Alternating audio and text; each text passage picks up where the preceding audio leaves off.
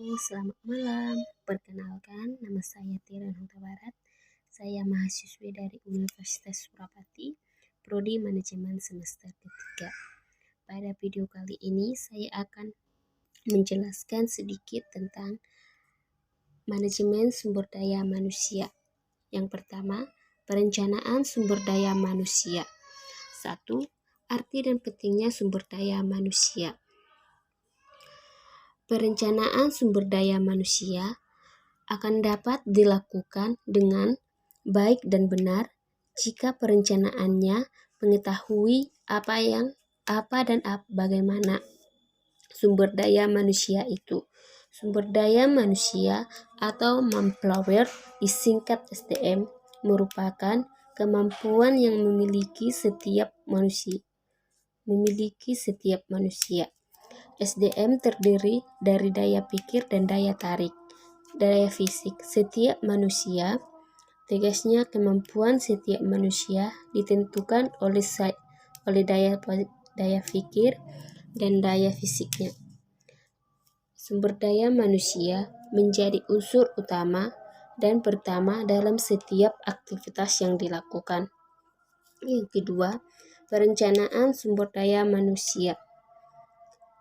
Perencanaan sumber daya manusia atau Human Resources atau Planning disingkat PSDM merupakan fungsi pertama dan utama dari manajemen sumber daya manusia.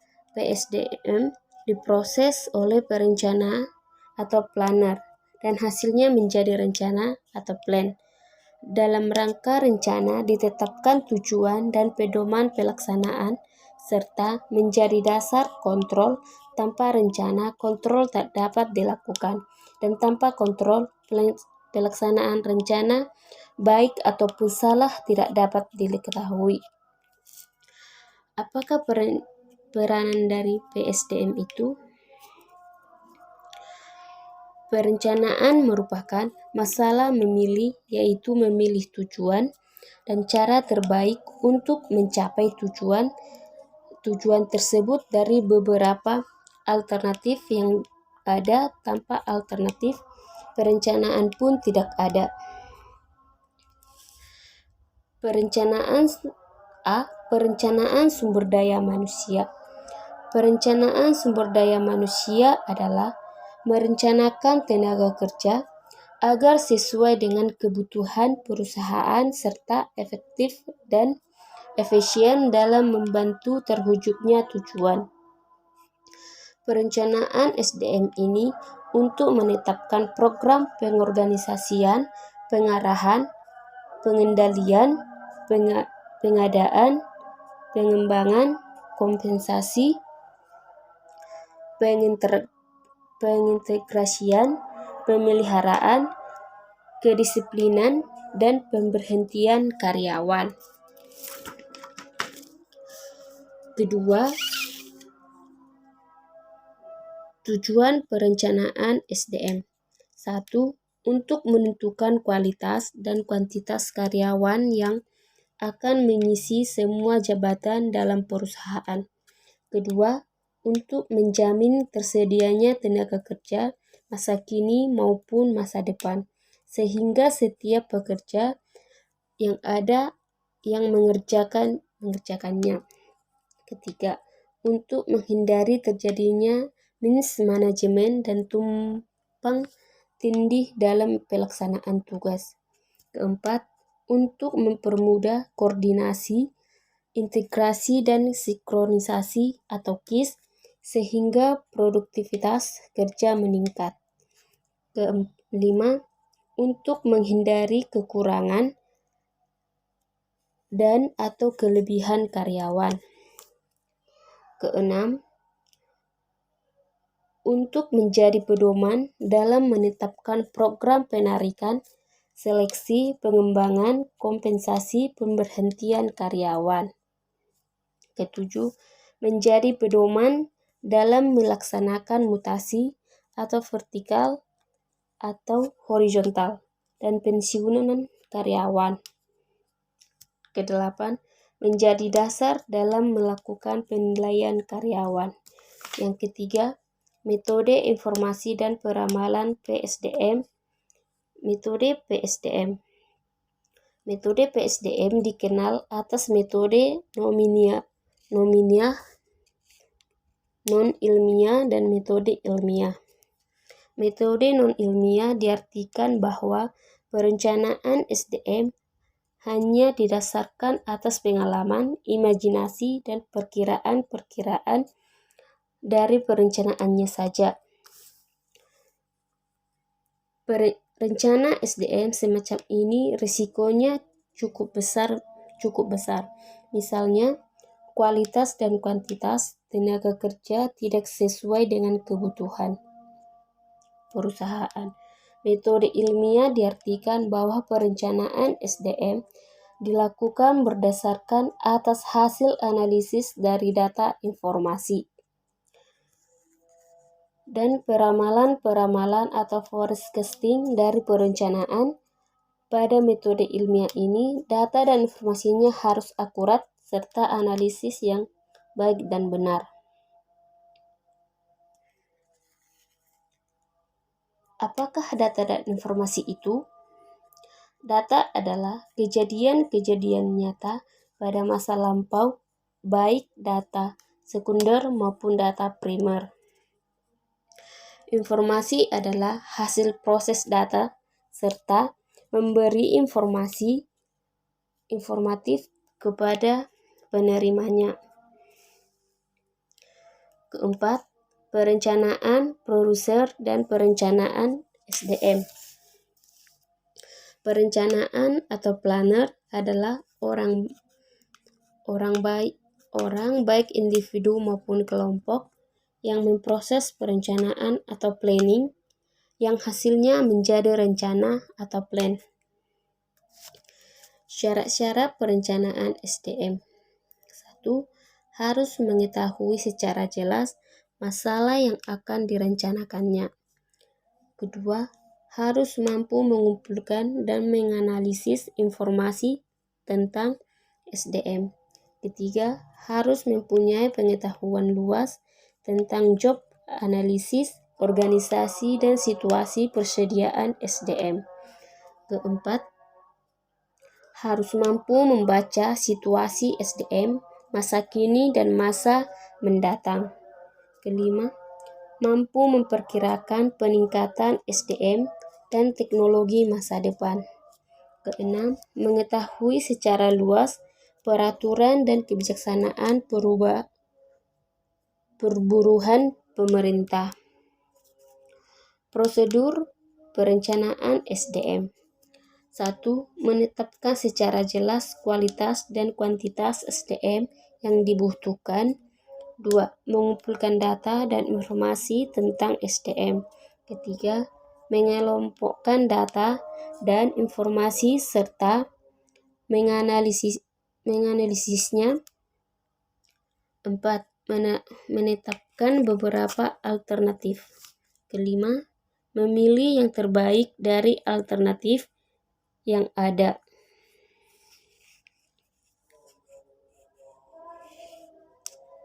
Yang ada menjadi rencana.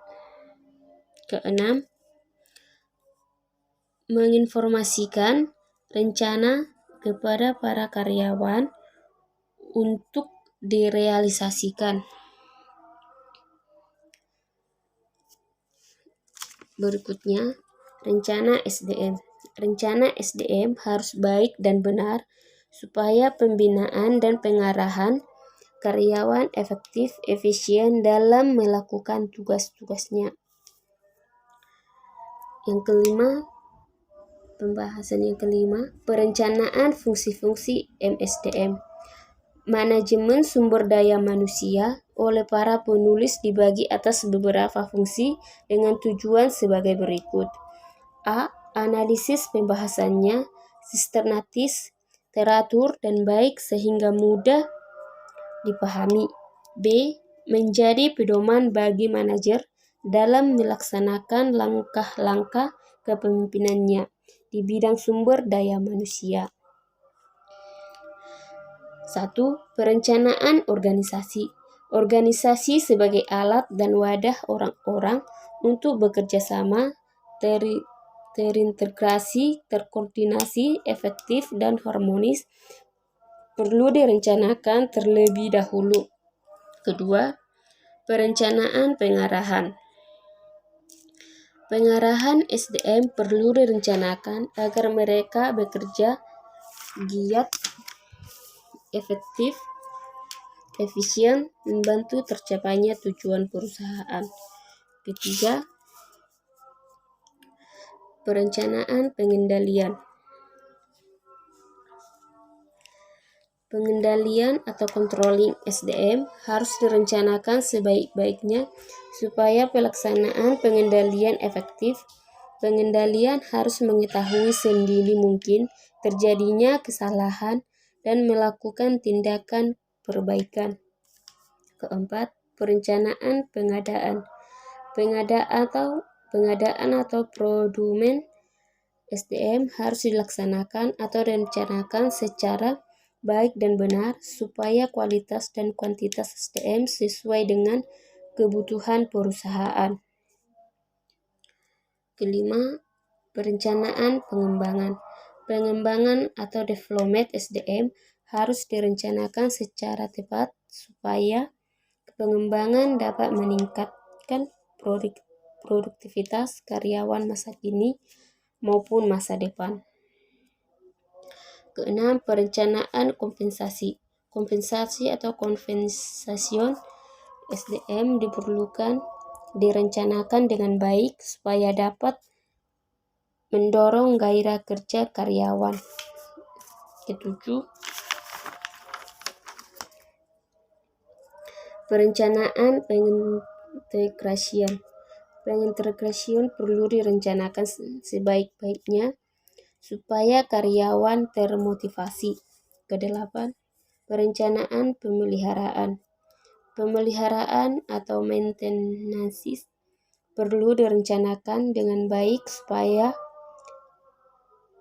labor turnover relatif rendah. 9. Perencanaan kedisiplinan. Kedisiplinan sebagai cerminan tanggung jawab karyawan harus direncanakan dengan baik, dengan sebaik-baiknya. 10. Perencanaan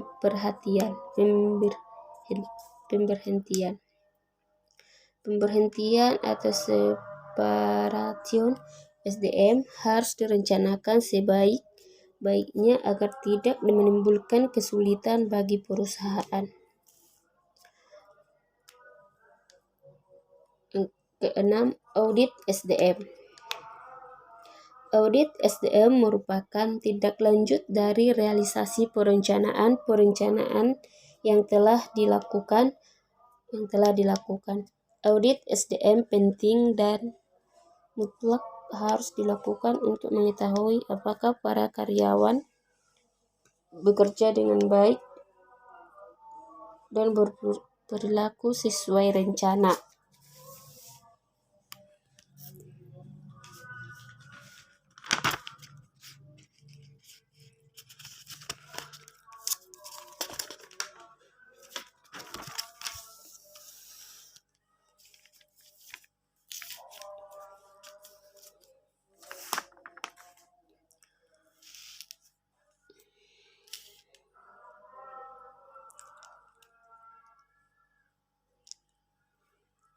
Pembahasan yang kedua yaitu pengembangan dan pemberdayaan sumber daya manusia. 1. Pentingnya pengembangan. Pengembangan karyawan atau sumber daya manusia, baik maupun yang baru maupun yang lama, perlu dilakukan secara terencana dan berkesinambungan. Pengembangan karyawan ini dirasakan baik penting keberadaannya karena tuntutan pekerjaan dan jabatan sebagai dampak persaingan di antara perusahaan sejenis. Pengembangan adalah suatu usaha untuk meningkatkan kemampuan teknik, teoretis, konseptual, dan moral. Moral karyawan sesuai dengan kebutuhan pekerja atau jabatan melalui pendidikan atau latihan.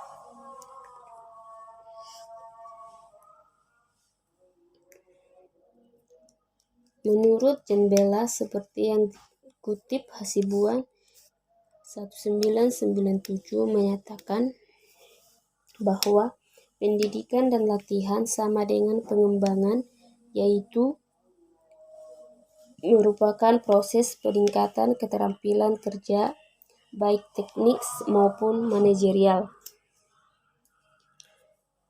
Pengembangan sumber daya manusia adalah aktivitas bekerja yang diorganisasi dan dirancang dalam suatu organisasi untuk meningkatkan performan atau meningkatkan pribadi guna mencapai tujuan dari peningkatan tugas individu ataupun organisasi. Kedua, tujuan pengembangan. Tujuan pengembangan karyawan adalah memperbaiki efektivitas dan karyawan dalam mencapai hasil kerja yang telah ditetapkan. Perbaikan efektivitas kerja dapat dilakukan dengan cara memperbaiki pengetahuan. Gillier and Stephen 1991 menyatakan bahwa tujuan pengembangan sumber daya manusia adalah untuk meningkatkan knowledge, skill, attitude dalam melaksanakan suatu organisasi.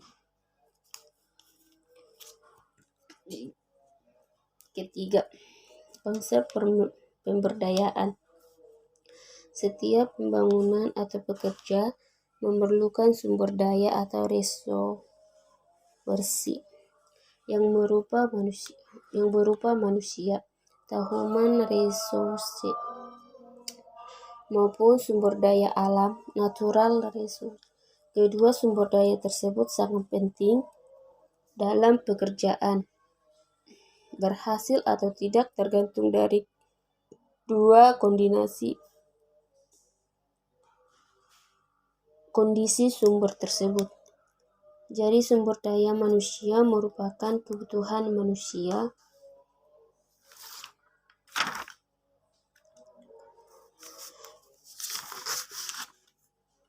yang tidak bisa ditinggalkan dalam menjalankan suatu aspek pekerjaan, baik dalam usaha, jasa, maupun produksi. Di dalam menjalankan perencanaan sumber daya manusia, menurut Siagian 2001, perlu diawali dengan menginventarisasi yang menyangkut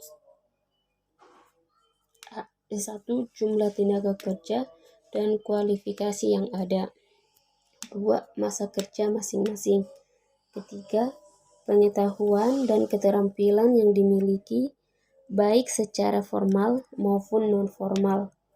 Keempat, bakat yang masih perlu dikembangkan. Kelima, minat personil yang terkait dengan kegiatan tugas. Pemberdayaan atau empowerment merupakan hal penting dan strategis untuk memperbaiki dan meningkatkan kinerja organisasi, baik organisasi yang bergerak dalam kegiatan wirausaha. Keempat, batasan pemberdayaan atau empowerment. Apa itu empowering? Asalnya dari kata power yang artinya kontrol, authority, dominion, awalnya artinya on put onto atau to cover with. Jelasnya more power, empowering artinya is passing on authority and responsibility, yaitu lebih berdaya dari sebelumnya. Dalam arti wewenang dan tanggung jawabnya termasuk kemampuan individual yang dimilikinya. Kelima, Keterkaitan pemberdayaan. Yang dimaksud keterkaitan pemberdayaan yaitu adanya konsep lain yang terkait. Misalnya, A. Hubungan antara pemberdayaan dengan adanya perubahan. Dalam hal ini adanya perubahan peningkatan, perbaikan, reformasi, dan penyempurnaan. B. Perubahan yang direncanakan, artinya perubahan yang memang dikehendaki atau plan cagi. Ada pula perubahan secara alami, unexpected, yaitu perubahan yang berupa dengan sendirinya tanpa usaha. C. Pemberdayaan dan peranan pengaruh lingkungan. Perubahan yang direncanakan tidak jarang terrealistik. Orang enggan menerima perubahan lingkungan yang seharusnya disesuaikan. D. Kelompok-kelompok yang mungkin dihadapi pada waktu menjalankan perencanaan pemberdayaan tidak mesti berjalan mulus karena anggota satu dan yang lain mempunyai perilaku dan cara berpikir yang berbeda-beda.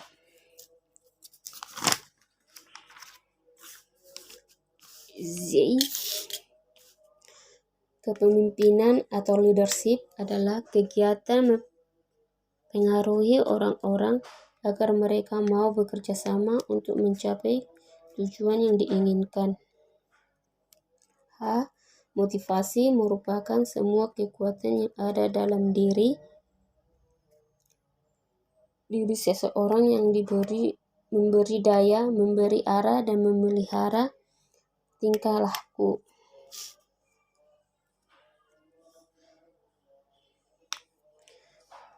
Penilaian prestasi kerja.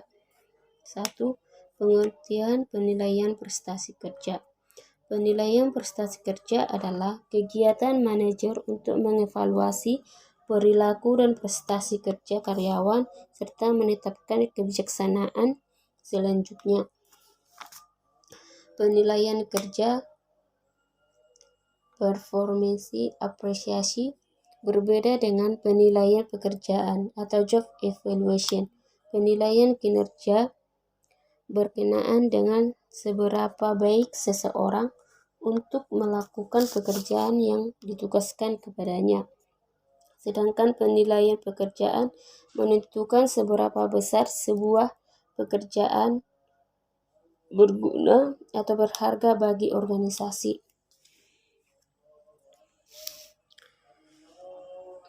Penilaian prestasi kerja memiliki beberapa indikator, yaitu A. Merupakan evaluasi terhadap perilaku, prestasi kerja, dan potensi pengembangan yang telah dilakukan. B.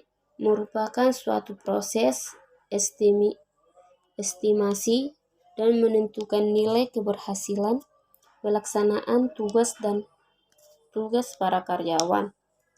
C. Membandingkan realisasi nyata dengan standar yang dicapai karyawan. D. Dilaksanakan oleh pimpinan kepada bawahan. E. Hasilnya untuk menentukan kebijakan selanjutnya. 2. Manfaat dan tujuan penilaian prestasi kerja. Manfaat penilaian prestasi kerja yang rasional adalah dalam objektif paling tidak dirasakan oleh pegawai yang bersangkutan dan organisasi. Bagi pegawai, penilaian berguna untuk memberikan upah balik tentang berbagai hal seperti kemampuan, kekurangan, potensi yang pada akhirnya berguna untuk menentukan jalur rencana dalam pengembangan karier.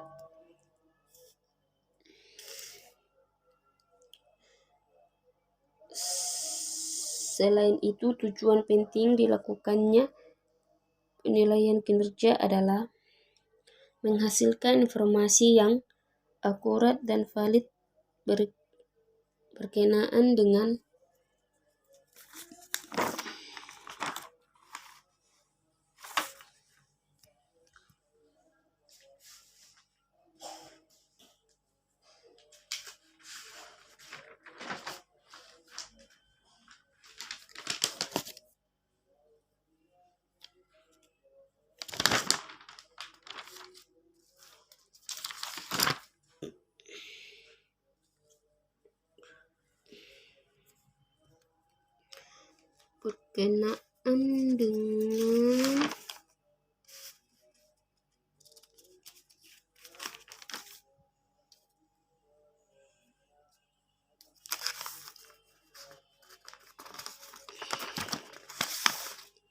sehingga tidak harus dilaksanakan secara formal.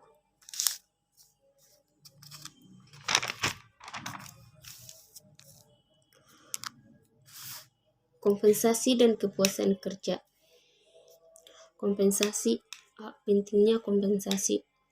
Kompensasi merupakan semua pendapat yang berbentuk uang atau barang langsung atau tidak langsung yang diterima karyawan sebagai imbalan atas jasa yang diberikan kepada perusahaan. Kompensasi dibedakan menjadi dua, yaitu yang langsung dan tidak langsung. Kompensasi langsung berupa gaji, upah, dan upah insentif, sedangkan kompensasi tak langsung berupa kesejahteraan karyawan. Gaji adalah balas jasa yang dibayarkan secara periodik kepada karyawan tetap serta mempunyai jaminan yang pasti. Upah adalah balas jasa yang dibayarkan kepada pekerja harian dengan pedoman atas perjanjian yang disepakati. Upah insentif adalah tambahan balas jasa yang diberikan kepada karyawan tertentu yang prestasi kerjanya di atas prestasi standar. Menurut Undang-Undang Kecelakaan tahun 1947 nomor 33 pasal 7 ayat A dan B dinyatakan bahwa upah adalah 1. Tiap-tiap pembayaran berupa uang yang diterima oleh buruh sebagai ganti pekerjaan. 2. Perumahan makan, bahan makanan dan pakaian dengan percuma yang nilainya ditaksir menurut harga umum di tempat itu. B. Tujuan pemberian kompensasi. Program kompensasi atau balas jasa pada umumnya bertujuan untuk kepentingan perusahaan, karyawan, dan pemerintah atau masyarakat. Rinci tujuan kompensasi meliputi 1. Ikatan kerjasama. Dengan pemberian kompensasi, maka terjalinlah ikatan kerjasama atau formal antara majikan dan buruh, di mana karyawan atau buruh harus mengerjakan tugas-tugas dengan baik, sedangkan pengusaha wajib membayar kompensasi yang disepakati. 2. Kepuasan kerja. Dengan balas jasa, karyawan akan dapat memenuhi kebutuhan hidupnya sehingga akan memperoleh kepuasan kerja dari jabatan yang diembannya. 3. Motivasi.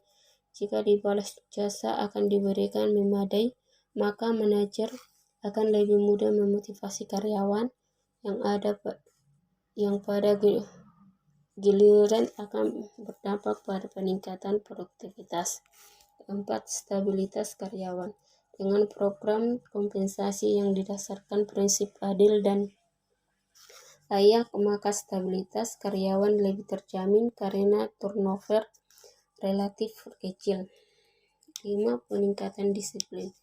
Pemberian kompensasi yang sesuai dengan prosedur akan berdampak pada peningkatan disiplin karyawan.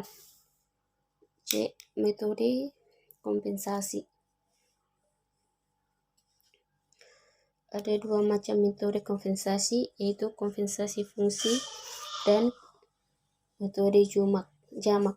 Metode Tingle merupakan suatu metode yang digunakan untuk menetapkan besarnya kompensasi atau gaji berdasarkan ijazah terakhir dari pendidikan formal yang dimiliki karyawan atau sarjana golongan 3A. Metode jamak merupakan metode pemberian atau kompensasi yang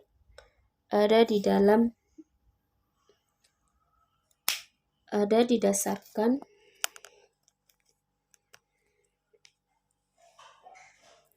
atas beberapa pertimbangan seperti ijazah, sifat pekerjaan, pendidikan informal, bahkan hubungan keluarga kadangkala juga ikut menentukan besarnya gaji pokok seseorang.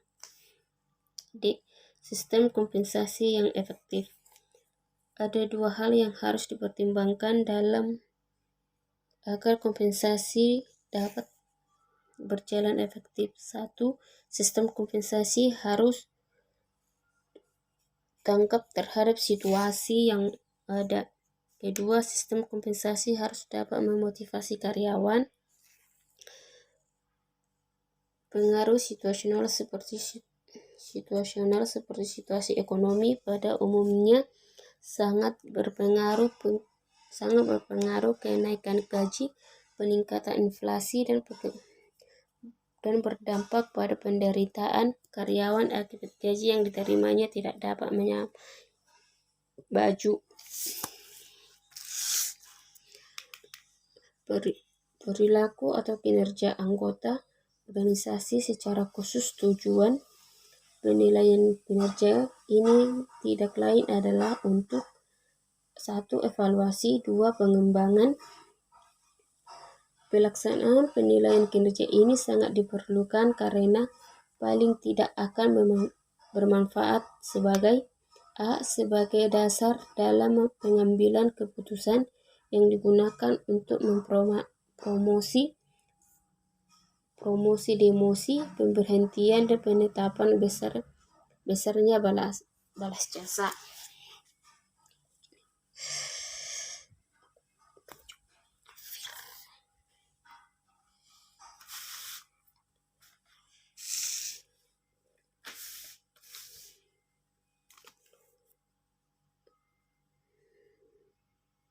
B. Untuk mengukur prestasi kerja, yaitu sejauh mana karyawan bisa sukses dalam pekerjaannya.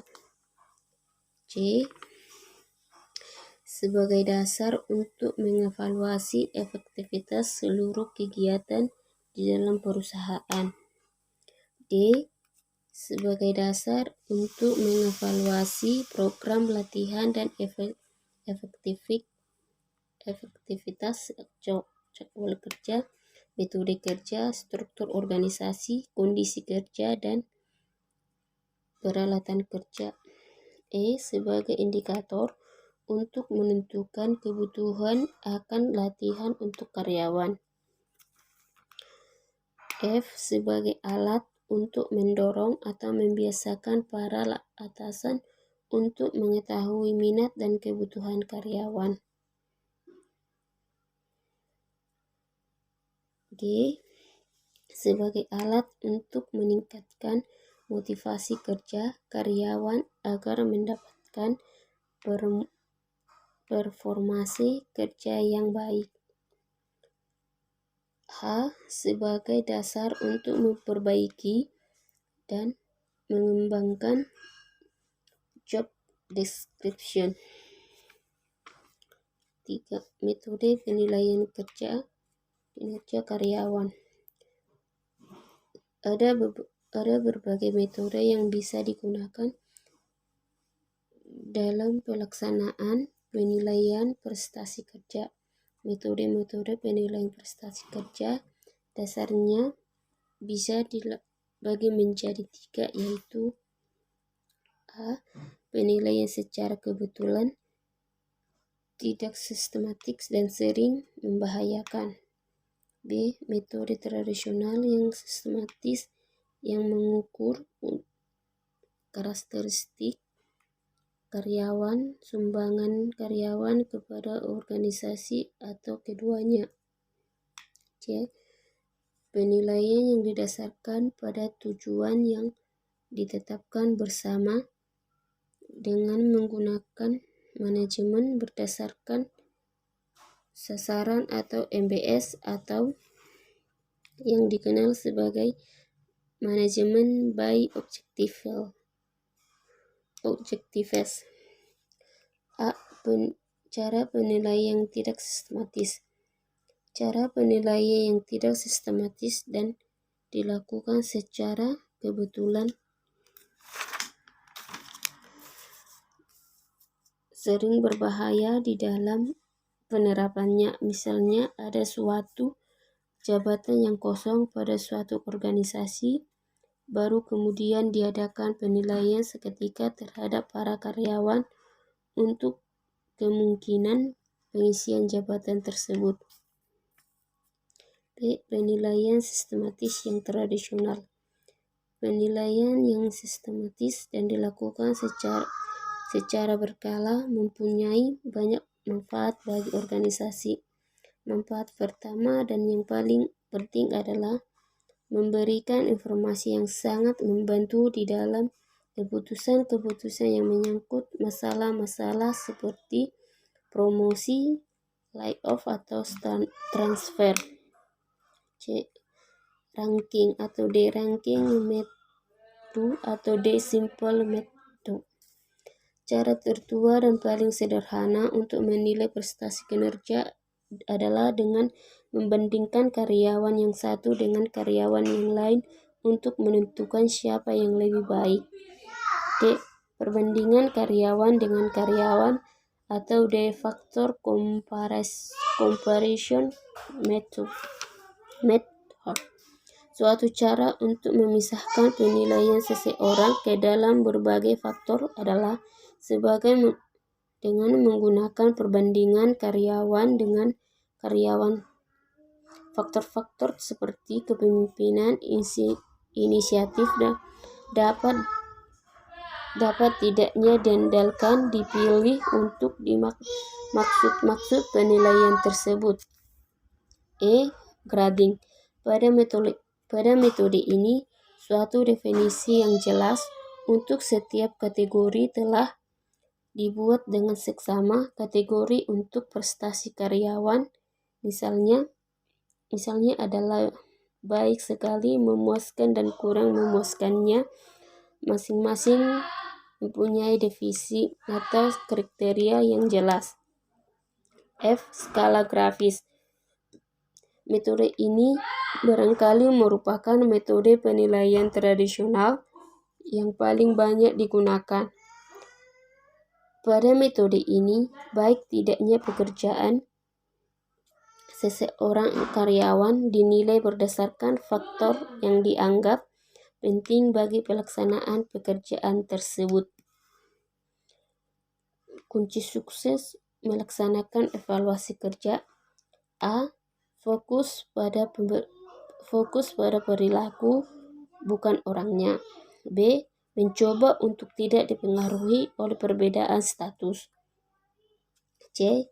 Hindari melakukan kesalahan-kesalahan penilaian. D. Menjadi pendengar yang aktif. E. Mencari berbagai sumber informasi kinerja karyawan. Semakin banyak sumber,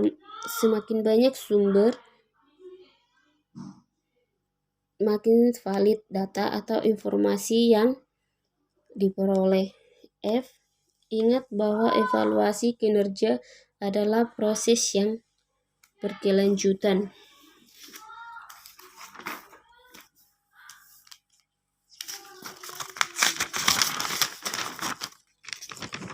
Kecepatan inflasi. E. Sistem imbalan. Ada dua macam sistem imbalan, yaitu imbalan intrinsik atau intrinsic rewards dan imbalan ekstrinsik atau intrinsic rewards. Imbalan intrinsik adalah imbalan yang dimiliki di dalam dan dari mereka sendiri. Imbalan intrinsik melingkar pada aktivitas itu sendiri dan pelaksanaan tidak tergantung pada kehadiran atau tidak dari orang lain. Manfaat imbalan intrinsik ini antara lain: A. 1. Kesatuan hubungan di antara kerja dan efektif dan pelaksanaan imbalan dijamin oleh faktor bahwa pengalaman imbalan intrinsik muncul langsung dari persepsi pribadi bahwa tidak bekerja dengan baik. 2. Efektivitas imbalan tindakan tergantung pada kehadiran orang lain atau manajer. 3. Imbalan intrinsik dihasilkan sendiri oleh individu yang bersangkutan, maka imbalan ini terbiaya rendah. Imbalan ekstrinsik adalah imbalan yang diberikan kepada seseorang oleh pihak lain. Imbalan jenis ini sering kali digunakan untuk mempengaruhi perilaku dan kinerja anggotanya. Jenis imbalan ini seperti gaji, bonus, dan juga pengakuan dan pujian dari atasan, promosi, lingkungan yang memadai, tunjangan pelengkap. Ketergantungan pada sumber eksternal untuk pemberian imbalan ekstrinsik membawa ke konsekuensi pembiayaan yang harus diperhatikan oleh organisasi, yang kesemuanya itu memiliki dua implikasi, yaitu A. Memiliki nilai yang tinggi. 2. Imbalan ekstrinsik diberikan sangat tergantung pada kinerja yang efektif. 2. Kepuasan kerja. Bagi perusahaan yang memberikan kompensasi secara memadai kepada karyawan akan menimbulkan kepuasan kerja bagi karyawan yang bersangkutan. Tapi sebaliknya, perusahaan yang memberikan kompensasi secara tidak memadai sulit untuk mewujudkan kepuasan kerja.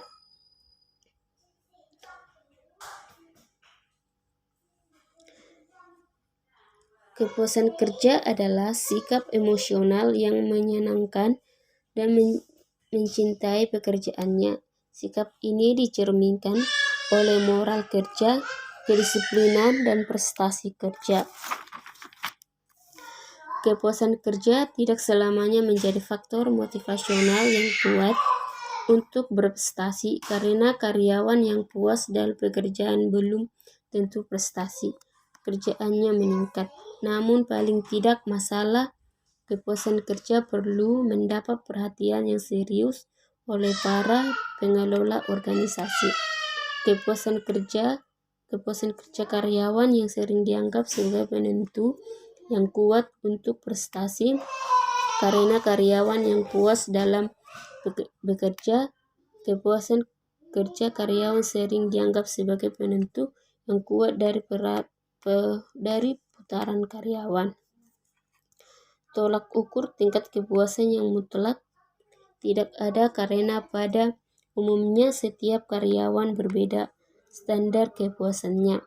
Tetapi paling tidak ada indikator yang dapat digunakan untuk melihat dan ada